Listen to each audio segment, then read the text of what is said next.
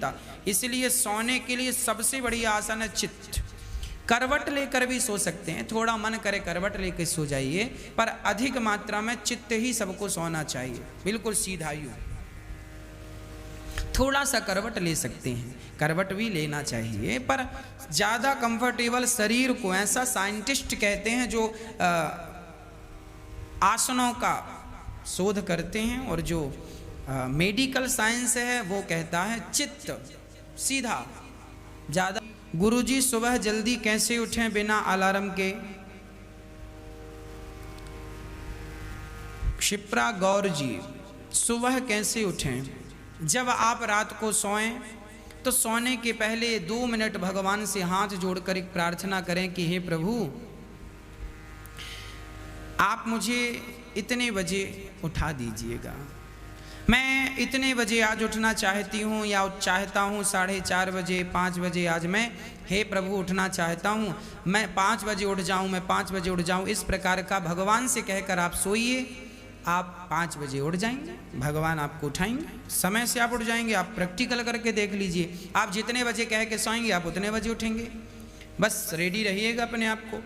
थोड़ा सा रात्रि को सोते समय आप पानी पी लीजिएगा 1-2 गिलास, तो सुबह सुबह आप अपने आप उठेंगे। ये भी एक दूसरा उपाय है। श्री राजेश्री जी, राजेश्री वरुण पटेल जी, माँ बाप की सेवा बेटी नहीं कर सकती? अगर बेटा ना हो तो कर सकती है। माँ बाप की सेवा बेटी क्यों नहीं कर सकती? बस बेटी को ये ख्याल रखना चाहिए कि माँ की सेवा वो करे तो उसके ससुराल में उसके पति, उसके सास, उसके ससुर को कोई तकलीफ़ ना हो, है ना। नहीं तो आपके पति कहें लो अपनी माँ को लेके आ गई, और आपकी सास कहें कि लो अपनी माँ को लेकर आ गई, कोई बात हो। अपनी सास की सेवा भी करिए और अपनी माँ की सेवा भी करिए। माँ की तरह सास को और सास की तरह माँ को प्यार कीजिए, हाँ, फिर आप सेवा करिए। सब संतुष्ट हैं तो खूब सेवा करिए। अब ऐसा ना हो कि आप अपनी माँ की सेवा करें और आपका बसा बसाया घर उजड़ जाए, आपका पति कहे कि तुम तो माँ के पास रहती हो, सो जाओ वहीं रहो, तो आपका घर ना उजड़े, आपका घर में कोई तकलीफ ना हो। इस प्रकार से सेवा करो। सेवा बेटियां कर सकती हैं, माँ बाप की पूरा अधिकार है, पर आप अपना परिवार भी देखकर चलिएगा, आपको किसी प्रकार की तकलीफ ना हो। शकुंतला देवी जी, मांसाहारी व्यक्ति कथा सुन सकते हैं? हाँ जी, जब मांसाहारी व्यक्ति कथा सुनेंगे तभी तो मांस छोड़ने के उनके अंदर संस्कार जागेंगे, तभी तो वो सही मार्ग पे आने के लिए प्रेरित होंगे। कथा ही तो प्रेरणा देती है, कथा ही तो हम सबको प्रेरित करती है सही मार्ग पे चलने के लिए। सही मार्ग पर चलने के लिए हमें सही मार्गदर्शन की जरूरत होती है।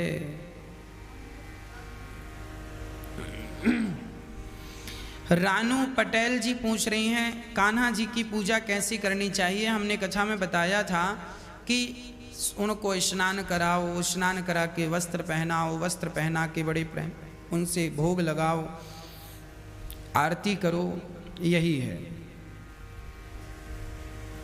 अंतिम पाटीदार जी का प्रश्न है, जय श्री कृष्णा महाराज जी, मुझे भागवत कथा, वेद और पुराण पढ़ना है गुरु जी, जिसमें श्लोक के साथ अर्थ दिखे, जिससे पढ़ने पर वो आसानी से समझ आए। बुक का नाम बताएं हमें। देखिए, भागवत जी पढ़नी है तो गीता प्रेस की संस्कृत और हिंदी दोनों की भागवत जी आती हैं। 2 खंड होते हैं, 2 खंडों में संपूर्ण भागवत होती है। वेद पढ़ना है तो वेद की भी पुस्तक आती है, हिंदी अनुवाद भी आता है, सारी चीज़ें मिल जाएंगी पुस्तकों की बड़ी दुकानों में, वहाँ से आप ये सब चीज़ें प्राप्त करके अध्ययन तो हम सबको करना ही चाहिए वेद पुराणों का। शिवम मौर्य जी, गुरु जी, मेरा मन बहुत व्याकुल रहता है,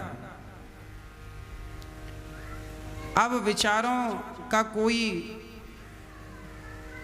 मोल नहीं है, कुछ भी विचार गलत सलत आते रहते हैं, मैं क्या करूं? देखिए, विचार गलत सलत आते हैं, कोई बात नहीं, उन्हें आने दीजिए। जो विचार आते हैं आने दीजिए और जाने दीजिए। समस्या तब होती है जब गलत सलत विचारों को आप रोक लेते हैं। आने दीजिए और जाने दीजिए। आप धीरे धीरे सत्संग से जुड़िए, अच्छी जगह से जुड़िए, अच्छे लोगों से जुड़िए। आप अपने आप देखेंगे, आप अच्छी पुस्तकें पढ़िए, ग्रंथ पढ़िए, गीता पढ़िए। जब आप अपने आप को अच्छी जगह जोड़ देंगे तो बुरी चीज़ों में जोड़ने का और जुड़ने का आपको समय नहीं मिलेगा। आप अपने आप इन चीज़ों से बच जाएंगे, है ना। आप जैसे देखिए, दीपक जलाएंगे तो अंधकार अपने आप नष्ट हो जाएगा। ये जो बुरे विचार हैं अपने आप नष्ट हो जाएंगे यदि अच्छे विचारों का उदय हो गया तो। अच्छे विचार उदय कर लीजिए, बुरे विचारों को अलग। जैसे अंधकार को हटाना नहीं पड़ता, प्रकाश से अंधकार स्वतः हट जाता है, उसी प्रकार बुरे विचारों को हटाना नहीं पड़ता। अच्छे विचार लाइए, बुरे विचार अपने आप समाप्त हो जाएंगे। अच्छे विचार आने की देर है। हेमलता कुमारी जी, गुरु जी, हमारे लड्डू गोपाल का एक हाथ टूट गया है और हमने जोड़ दिया है, क्या पूजा नहीं कर सकते हैं या कर सकते हैं? यदि अभी तो लॉकडाउन है, अभी तो पूजा कीजिए, पर जब आप आएं वृंदावन तो उनको यमुना जी में विसर्जित करके दूसरे गोपाल जी ले लें, क्योंकि हमारे सनातन धर्म में खंडित मूर्ति की पूजा नहीं होती, खंडित नहीं होनी चाहिए। भगवान का हाथ टूटा है, उन्हें यमुना जी में विसर्जित करके आप दूसरे ठाकुर जी प्राप्त कर लीजिएगा।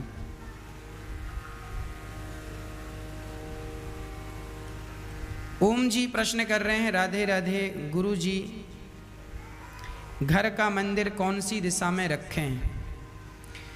घर का मंदिर, आप अपना घर जब भी बनाएं तो वास्तु का विशेष ख्याल रखना चाहिए। हमारा मंदिर ईशान कोण में ही होना चाहिए। ईशान कोण, पूर्व दिशा और उत्तर दिशा का जो कोना है, पूर्व और उत्तर का जो कोना है वो ईशान है। ईशान कोण में ही मंदिर हो, पूजा हो। पूर्व दिशा की तरफ और उत्तर दिशा की तरफ भी हो सकता है।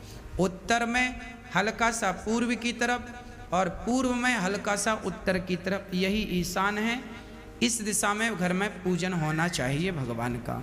घर में रसोई कहाँ होनी चाहिए? आग्नेय कोण में।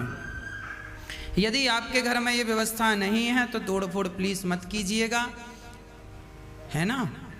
भगवान को समर्पित करके करते रहिए, सब ठीक है। यदि व्यवस्था है, नया घर बना रहे हैं तो प्लानिंग से बनाइए। रसोई कहाँ होनी चाहिए? आग्नेय कोण में। दक्षिण